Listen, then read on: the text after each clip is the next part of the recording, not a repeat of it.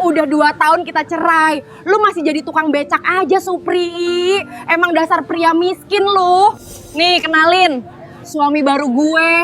Biar tua gini, tapi dia DPR. Jadi banyak duit. Assalamualaikum warahmatullahi wabarakatuh. Bayangkan, di tengah hiruk pikuk pasar tradisional, seorang tukang becak miskin bernama Supri dihina habis-habisan oleh mantan istrinya, yang kini hidup mewah sebagai istri dari seorang anggota DPR. Pekerjaan Supri yang hanya sebagai tukang becak itu direndahkan, diremehkan, bahkan ditertawakan oleh wanita yang dulu pernah ia cintai, bersama dengan suami barunya. Udah 2 tahun kita cerai, lu masih jadi tukang becak aja, Supri. Emang dasar pria miskin lu. Nih, kenalin, suami baru gue. Biar tua gini, tapi dia DPR. Jadi banyak duit.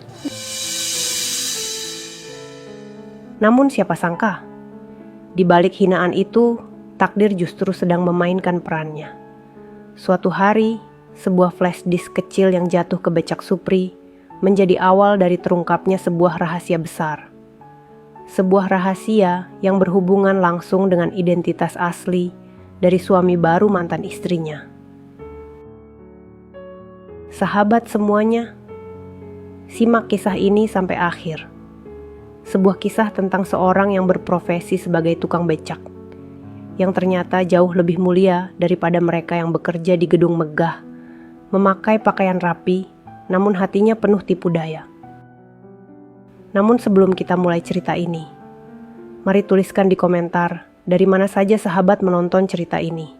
Semoga yang subscribe channel Sudut Hikmah. Kami doakan semoga dimudahkan segala urusannya, dilapangkan rezekinya, disehatkan badannya, dan dikabulkan segala hajat dunia akhirat oleh Allah Subhanahu wa Ta'ala. Amin ya Rabbal Alamin. Sekarang mari kita mulai ceritanya. Terik matahari siang itu jatuh tepat di tengah pasar tradisional, membuat udara bergetar pelan seperti asap panas yang naik dari wajan penggorengan. Supri berdiri di samping becaknya yang sudah tua. Besi-besinya berkarat, cat merahnya terkelupas, dan jok dudukannya mulai robek. Bajunya kusam, penuh noda keringat dan debu jalanan. Di pundaknya tergantung sehelai kain kecil yang sudah tipis, satu-satunya yang ia punya untuk mengusap keringat setiap hari. Hari itu berjalan seperti hari biasa bagi Supri.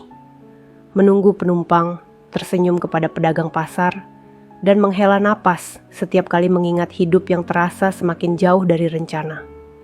Tapi di balik tatapannya yang tenang, ada beban yang tak pernah diceritakan kepada siapapun. Suara mesin mobil mewah mendadak terdengar di pintu pasar. Beberapa orang menoleh, lalu bergumam dengan nada iri. Mobil hitam mengilap itu berhenti tepat di depan Supri. Dari dalam, seorang pria berjas rapi turun lebih dulu. Langkahnya mantap, wajahnya dingin, dan tatapannya menelusuri keramaian pasar, seperti seseorang yang terbiasa dihormati. Ia adalah Bram, anggota Dewan Daerah yang sedang naik daun. Pintu mobil sebelah kanan kemudian terbuka. Seorang wanita cantik turun sambil merapikan rambutnya. Wajahnya bersih, make up tipisnya memantulkan cahaya matahari. Dan pakaiannya jauh lebih mahal dibanding seluruh penghasilan Supri selama seminggu. Wanita itu menatap sekitar, lalu tatapannya berhenti pada satu titik. Supri.